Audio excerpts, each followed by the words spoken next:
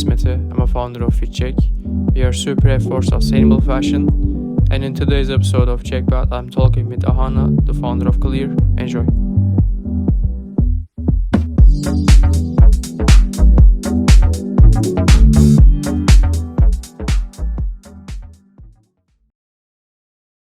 So my name is Ahana. I'm the founder and CEO of Quill.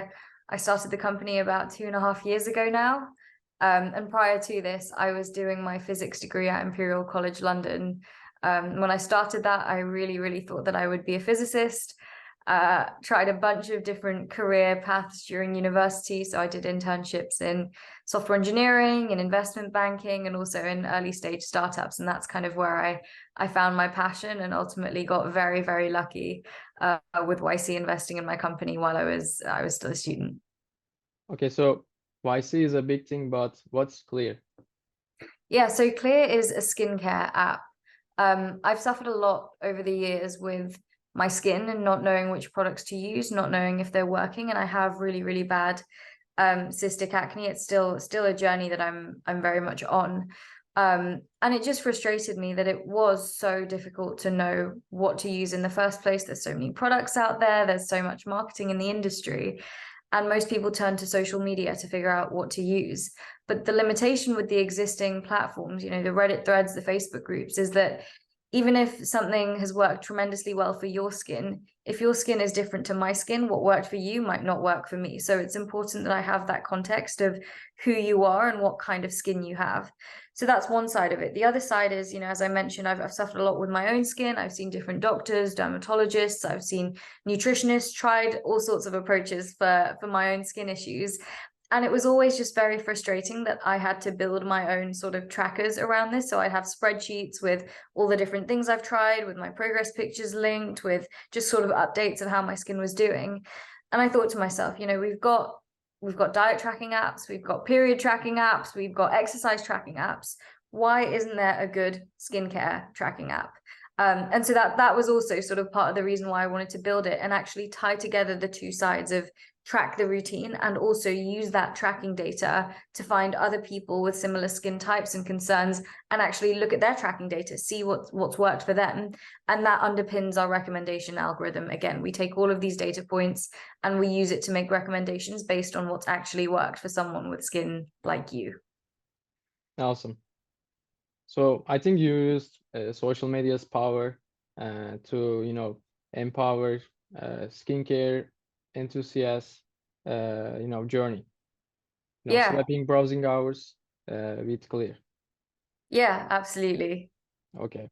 So how did studying physics shape your entrepreneurship journey, let's say?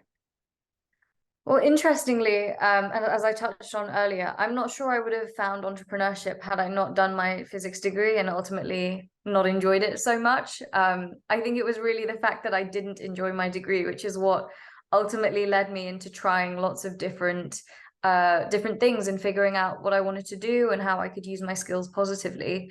But on a practical note, I'm incredibly grateful for the skills that I learned on the degree. The biggest one being learning how to code. I didn't know how to code before I started my degree.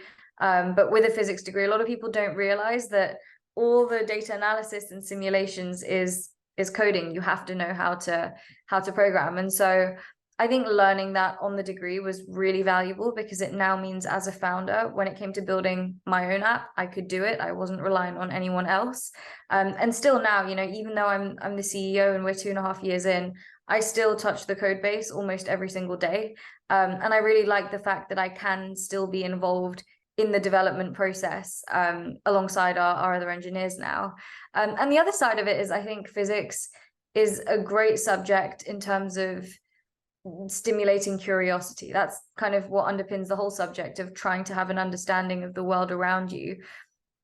And this approach of seeing a problem and trying to find a solution and coming up with that from first principles, I think is also what my job is now, just using a different toolbox. So I'm not using maths and equations to solve a problem. I'm using user interviews and iterating. But, there's still the process of you look at the data, you look at the metrics, you conduct an interview, you figure out what's going wrong.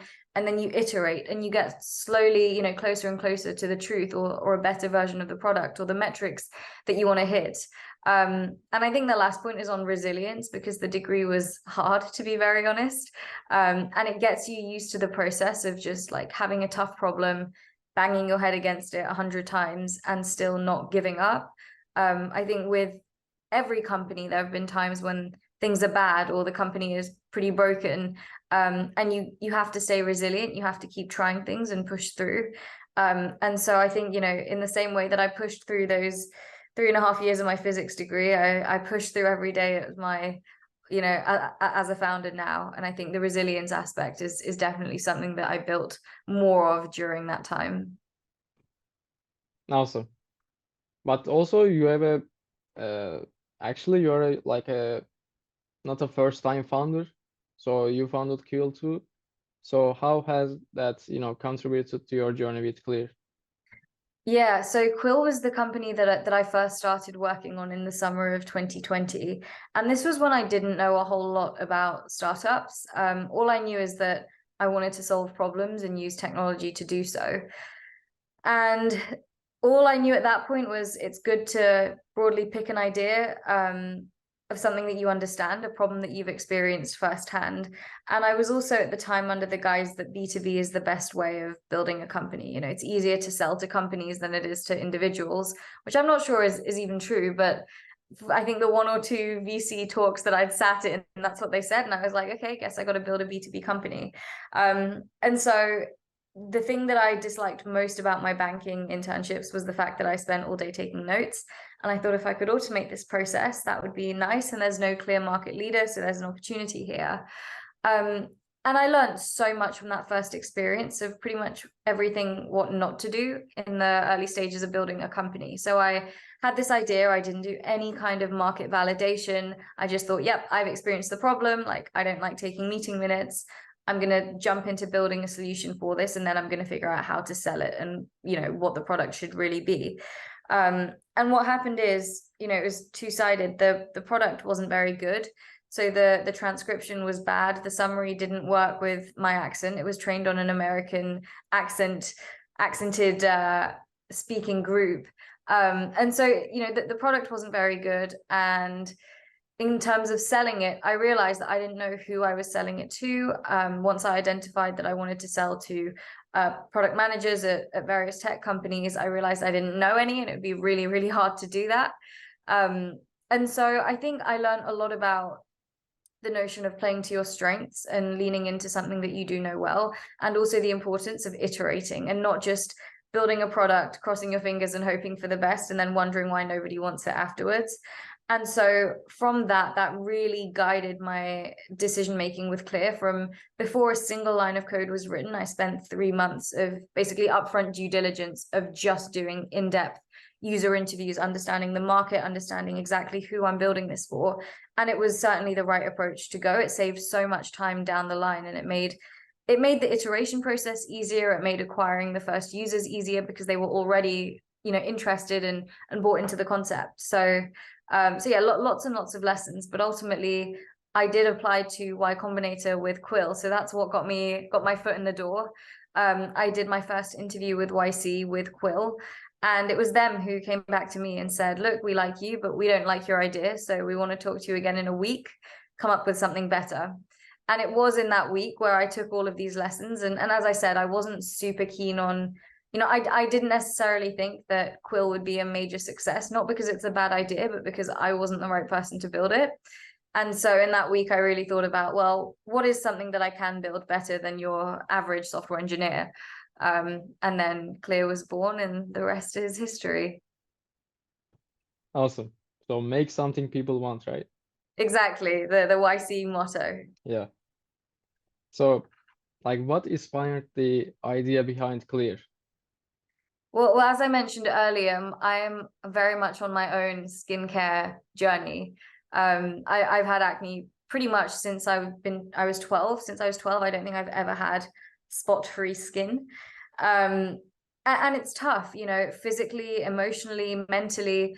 And skin issues are one of those things where it's still a little bit taboo to talk about, and yet it's not life-threatening. So if someone says they have acne, that it doesn't evoke the same response as if I say, you know, I've got a terminal illness, and rightly so, you know, it's not that serious, but at the same time, it's the day-to-day effects of not feeling confident, not wanting to go out. And then also it is painful. It can often be an indicator that something else is going wrong inside. And recently I've been quite into trying to learn more about my hormones and my gut and all of that, and stress and how that relates to what's showing on my skin. But it's tough, and it can be quite lonely, especially if the close people around you don't have the similar problems or don't know how to deal with it, and you're marketed so many solutions as a customer that it can feel overwhelming, and it can feel like, well, this shouldn't be so hard, this should be an easy thing to overcome. Why am I struggling so much with my skin? And because of this emotional side, I'd spent many years on various online communities, the same ones I mentioned earlier, you know, on Reddit and on Facebook, and also following every skinfluencer on YouTube, on Instagram, etc., trying to learn as much as I could and find solutions. And that also helped me realize that it's community that drives the answers. And it's interesting now, 2 years in, because community is everywhere and everyone's talking about building community for XYZ. But when I started building Clear, that wasn't the obvious thing to do from an outside perspective, but from someone who has spent pretty much every day of the last 10 years on these online communities, it was the obvious play. Because yes, you know, people like recommendations, yes, people will see a doctor, but ultimately people want to do their own research, people want to find and connect with others who have shared experiences. And I knew that from day one. And so building a tool with the tracking feature that is also built into a community was always quite central to what we wanted to achieve. Awesome. So I think you got the founder market fit, the first thing that founders should find. And also you didn't just, you know, focus on the solution, you focused on the problem, I guess. Yeah, absolutely. It was very much first figuring out what problem exists. Is it a pressing enough problem? Do enough people face this problem? And then letting those people who face the problem guide what the solution is. So I had my assumptions of, okay, based on what you've told me the problem is, this is what I think you want, but then actually doing the work to iterate and do user interviews to understand, like, is this what they want, or is this actually a bad assumption? And also, like, how was your YC experience? YC was incredible. I mean, in the most literal sense, it's the reason that I'm able to build this company at this stage of my career. If it wasn't for YC, I would have probably finished my degree and been doing my grad job right now, which not to say is a bad path, but you know, YC is an accelerator, and it truly has accelerated my career by about 10 years, I think. But aside from that, you know, it's a great program in terms of the advice they give you. It's a very structured learning program, which for me, especially the stage I was at, you know, my first day at work, full-time work, was in YC. And also the community is another thing that, you know, I'm sure we're all in 1,000,001 WhatsApp group chats, and many of them die fairly quickly after the hype dies, or, you know, whatever, your group holiday ends. But with YC, the group chat is so active, and anything you have a question on, no matter how niche it is, someone has gone through that problem before, and they're ready to dish up advice and help you and support you through that. So I think just being a part of that ecosystem, and recognizing as a founder, it can be a lonely journey. It's not an easy journey. And having a support system of founders, of peers who understand what you're going through, is incredibly valuable. And I feel so fortunate that by doing YC, I've had that essentially since day one of my journey as a founder. And that's the thing that, you know, whether the batch ends, you know, whatever happens on demo day, if it goes well or if it doesn't go well, you'll always be part of that community, and it's an awesome bunch of people. Yeah. And also, can you share like few takeaways from that program? Yeah, so I mean, there's so many takeaways. I think the first thing is the mantra of talk to users and write code. It's that focus on iterating and letting your users guide what you're building. I think the second thing is just being a good person gets you a long way. When I first went into YC, I wasn't sure what to expect. I mean, I'd seen What was that film about Mark Zuckerberg, a Facebook story, The Social Network. And I was kind of under the impression that like, oh gosh, founders are like kind of aggressive, like dudes. I don't know if this is like, I don't know how much I'm going to like these people or find my tribe in this group. But actually I was astonished about not only how successful a lot of the people there were, but just what good people they are, and that a lot of them are so truly driven by impact and change and wanting to use their skills, use their education to do something positive, and are so generous with their time and willing to help other people. That's something that I really admire in a lot of the founders that go through YC, and that's something that I would love to be able to, try and embody in my own day-to-day actions, and try and support the next, generation of people coming through YC or wanting to be founders. And I think maybe one more takeaway is just that it's never easy. Every single great company has had times when things have been really bad, and just being in a bad situation isn't a good enough reason for your company to die or for you to shut down. I think in any situation, good or bad, it's how you as the founder deal with it, react with it, and make decisions. And provided you know how to ask questions, how to be vulnerable, and how to frankly stay calm in the tough times, I think having that perspective of even on the worst day, there is always a positive way out of this has really helped me. And they have so many stories of some of their most successful companies being incredibly broken in the early days, and then iterating, moving quickly, being diligent that got them through it. And I think adopting that mindset has really helped me. Okay, so talking with users, launching fast, then iterate, being a good person, and being optimist, but not maximum optimist, fairly optimist, right? Yeah, I think generally being optimistic and realistic, both. Okay, awesome. So, like, who or what inspires you the most? I would say it's my dad. It's something I've been thinking about quite a bit recently, actually. And yeah, like in the literal sense, my dad has had a great career. He didn't, go to the best university. I hope he doesn't hear this. But I think from a very young age, seeing how when we were young and we didn't have much money as a family, to the way that through sheer hard work, he has achieved what he has in his own career has been really inspirational for me, and I think really helped instill my own work ethic.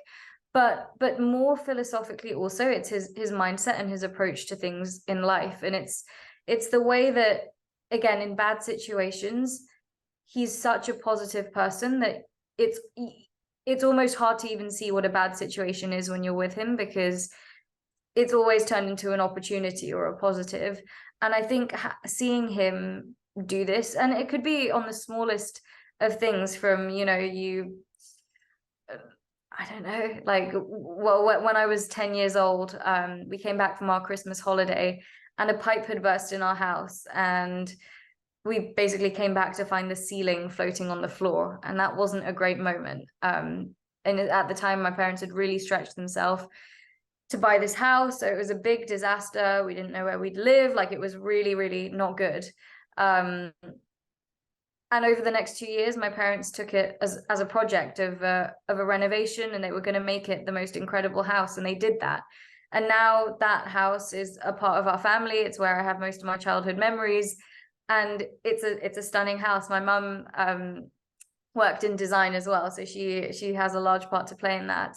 But I think it was, even like in a really bad time, that ability to stay positive and kind of just have that confidence that things will be all right has helped me a lot, and helped me stay grounded, centered, and also, with all the ups and downs of startup life, never take the bad things too personally. And also, on the flip side, with every win we've had, it's great to celebrate, but also, like, put it in perspective that you know, one single win doesn't mean the company has succeeded. I got into YC, that doesn't mean I or the company have succeeded. I closed a funding round, that doesn't mean, you know, none of this guarantees success. So I think on both ends, maintaining that realistic perspective as well is something that I've seen him do, and it's worked really, really well for him. And as I said at the start, just being really diligent and working hard does actually get you a long way. Okay. And also, I think Clear is also a sustainability startup in sustainability area. So in daily life, how do you incorporate sustainability, you know, in your daily habits or your routine? Yeah, well, I think there's sort of two ways of looking at sustainability, and one is sort of like the practical, you know, like climate kind of stuff of generally just being conscious. And the other side is like, how do you sustainably function as a human being? You know, how do you make sure that you can keep contributing and working in a way that's sustainable? And I think about both quite a bit. I think on the latter point of how do I live a sustainable lifestyle, I think I try and have as much balance as I possibly can, which means that I work sincerely and I, you know, get all of my work done. But I also have my non-negotiables in life of, you know, my health and my family are like the two most important things outside of my work. And also being aware of what aren't as high priority. There is some sacrifice that comes with a job like this. And so, for example, hanging out with friends, a lot of people in their early 20s, this is the time to party. Sadly, that hasn't happened as much. Or, you know, my music, you can see my guitars in the back. You know, I haven't made as much time for my passions and hobbies outside, which is sad and something that I certainly want to do more of, and I have a lot of growing to do to get better at balance. But I think just knowing that, like, yes, I've sacrificed that, but I'm also okay to sacrifice that, and knowing what I wouldn't be okay to sacrifice. And I wouldn't be okay to like work myself into a bad health condition or, you know, neglect the most important relationships in my life for the sake of a job. I'm not prepared to do that. So I think, you know, from the like living sustainably, that's definitely one side. But then, you know, I think on the more tangible sustainability point, of simple things of limiting travel. I don't drive, like I don't do any of that. I love remote working. Our team is fully remote. Even from a company perspective, we want people to make better choices. We don't want people buying products, wasting money and wasting product. It's also really bad for the environment, the amount of packaging in the industry. So if you're buying better products that you'll actually use, there's a lot less waste generated. So I think sustainability it impacts all of us in many, many ways. But yeah, for me, I kind of see it in these two different ways of here is like the practical stuff with what I'm achieving with the company goals and the culture that we have, but also from a personal level of how I can run myself as a person sustainably. Awesome. So, and for the bonus questions, what are you listening to these days or watching? So I've been listening a lot to the Stephen Bartlett Diary of a CEO podcast. I'm actually not a huge podcast listener. But I remember the first time I got COVID and I was like stuck in bed and couldn't do anything. I thought, you know, everyone talks about this. Maybe I should check it out. And I absolutely loved it. It was so insightful. And so, and more recently, as I mentioned, with my own skin, I've been trying lots of different things. And I work with a nutritionist actually to try and like improve my gut health and hence my skin. And I watched a podcast recently, and it's terrible, I've forgotten her name, but it's all about fasting as a woman and like how the female body works and the benefits of fasting and like health benefits, but also mental benefits. And that's kind of got me back into these podcasts because she appeared on his, and since then, the past couple of days, I've been watching quite a lot of them and feeling very inspired and introspective. But yeah, normally I don't really listen to many podcasts. I'm more of a music kind of person. Okay. And last question, quote that you love. A quote that I love.